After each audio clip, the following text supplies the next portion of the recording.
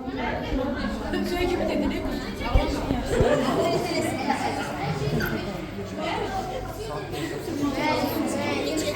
Aziz valideynler, benim fidanlarım. Ben sizi çok sevdim. Bu 4 yılda bütün şırnaklarınıza, nazınıza, qəmzənizə düzdüm. Necə öz evladlarıma ne arzulayıramsa, onu da size arzulayıram.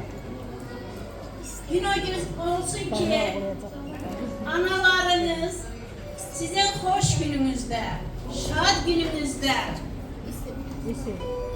ele iştirak etsinler.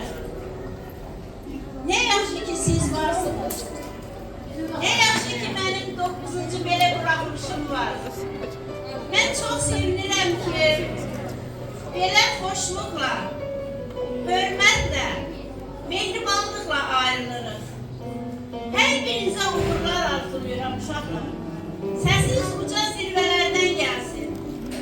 Şərt təhsil almaqda deyil, əsl insan olmaqdadır. İstəyirəm, əsl insan olasınız həyatda. Bütün arzularınıza çatasınız. Valideynlərinizin istəklisi, sevimlisi olasınız. Mən də həmişə sizinlə fəxr edirəm.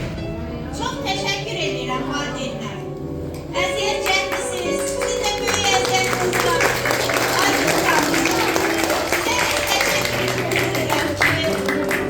Benimle bir yerde çiğ-çiğne bu uşaqların nazını çəkdiniz. Bu ərsəyə çatdırdı uşaqlarımızı. Onlar bizim ürəyimizin bir hissələridir. İnsan ürəksiz yaşaya bilmədiyi üçün, bax bunun kimi övladlarsız da yaşaya bilməz. Siz bizim övladlarımızsınız. Biz sizin ikinci ananızdır.